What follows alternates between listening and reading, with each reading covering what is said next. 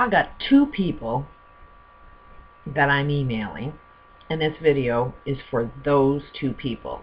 Anybody else observing might help. And it feels like I'm somewhat in a mediator type position, where both of these 2 people are not getting along, and both of these 2 people are doing harm towards each other, and both of these 2 people appear to be suffering from the relationship. So, where I want to begin is mostly the statement of, I'm mad as hell and I'm not going to take it anymore. What the hell would make you mad as hell?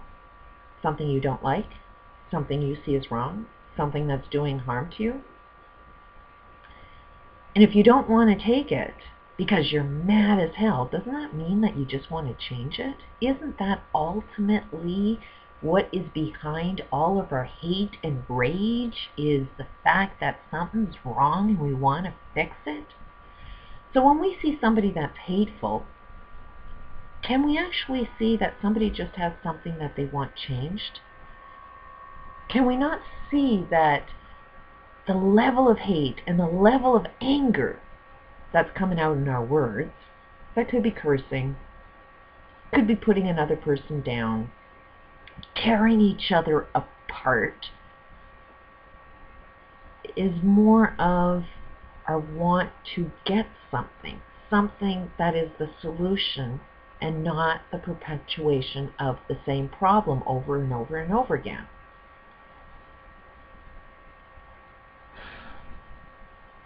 While in hate, our language changes. While in hate, we can't see how much love the other person has. While in hate and pain, we can't see the pain that's inside somebody else. We judge other people based on our own experiences. And if you have similar experiences and you can react differently, then that just means your experiences aren't exactly the same. Although they appear to be the same, they're actually completely different if it causes a completely different reaction. Somebody who is in more pain, somebody who has zero control over their pain and their language, means they've experienced a hell of a lot more pain than you have, but yet you're going to judge them to be in the same level of pain as what you're in. And that's kind of where I have been at, is my own personal survival when I was in pain has always been, somebody always has it worse than me. So that allowed me to pull myself out of that level of anger, as I want to change because I'm mad as hell and want something changed.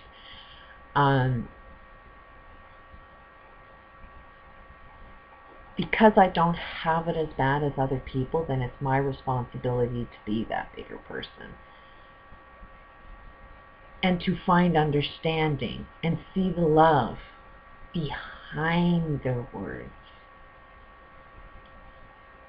And offer love to my enemy.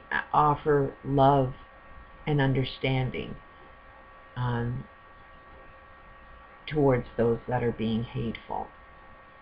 They're only being hateful because they're lacking a great deal of love. And don't judge another person unless you've walked in a mile in their shoes. And when you walk in a mile in their shoes and you see yourself acting exactly the way they are acting, then you're awake to what they've experienced. But if you judge somebody else's experiences to be the same as you, then you'll see that their actions are not justified. You won't have any understanding. You'll never ever wake up to the causes of why people do the things that they do. You're comparing it to yours, and yours is completely different, but you're not awake to how different it is. If you can gain control over your language, over your emotions, then you have your experience does not compare compare in any way, shape, or form to the one you're judging, to the one you're comparing it to. So you're always going to be wrong. And then you're going to hate because they're hating you. And so now I'm seeing two people sort of hate each other, and actually I've gotten to know both of them, and they're both extremely loving people. So that's what I'm suggesting is there a way that these two people can see past each other's negative-looking actions and see that they're both really, really loving people, and only together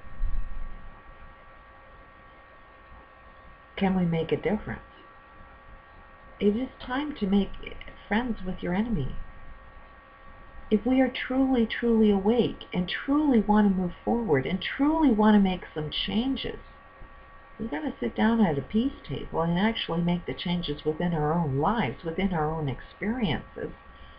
Otherwise, you're only going backwards. You have to communicate. You have to find that mutual understanding, that mutual respect. Otherwise, you're going backwards while you think you're going forward. And no change will ever happen. You're not awake. You're just perpetuating the same problem over and over and over again. It's like this Wagner group that's harassing me. My peace table is always open when they are ready. That's the only time that we know we're going to have peace, is when two opposing people can find a way to get along. You know, I've offered a peace table, but that peace table hasn't shown up. There needs to be two people at that peace table. I need to be open to knowing what changes this Wagner group wants to see in me. But I'm not clear. There is no peace table there. So how can I provide what it is they want if they can't communicate that with me? So I keep my doors open. And I know that I will only move forward when I'm friends with my enemies. But I can only open that door, and I'm hoping that to inspire the two of these people to both open their doors. The one who has the closed doors is the one that's dealing with way too much pain, that they do need all of us together to show them love, show them understanding, show them compassion. But at the same time, make the suggestion that hurting other people is just not acceptable. I'm seeing both of these people, as loving as they are, not really showing the love that is required to transform this little problem. They're both doing the same thing. But one has calmer language and the other one doesn't. So which one of these two languages actually solves the problem? Right now, I'm not seeing either one of them. I'm not seeing a door open to a peace table from either one of them. I'm hoping this might inspire that peace table to come up. And because ultimately, both your lives are going to be a hell of a lot better when the two of you learn how to get along with each other. And then be that example, because the two of these people have the potential to make a massive impression for everybody else. Once you learn how to overcome this one relationship problem between just two people, it has the potential to make a massive shift for thousands of others, because you'll be the example of. So I hope that's inspiration to make some shift in the two people's lives. It's not my business. I can only put out that energy and hope and pray, because if I see people living like this, it's not a world that I want to live in. And it's like, if we want to talk about God and, we're going to go to heaven and all that, well, I don't want to be with either one of you in heaven if this is the way you behave on earth. I will assume your soul is going to be the same in another dimension as it is here. At what point are you going to learn your lesson? Here, there, when? At some point in time, we have to learn our lessons. I'm just suggesting, why don't we learn these lessons now while we have the opportunity? We can do it. We do have that power. We just have to have that will, that free will to actually overcome our challenges.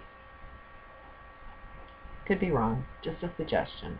But I'd really love to live in a world where everybody is peaceful and not hating each other and not stuck in our pain.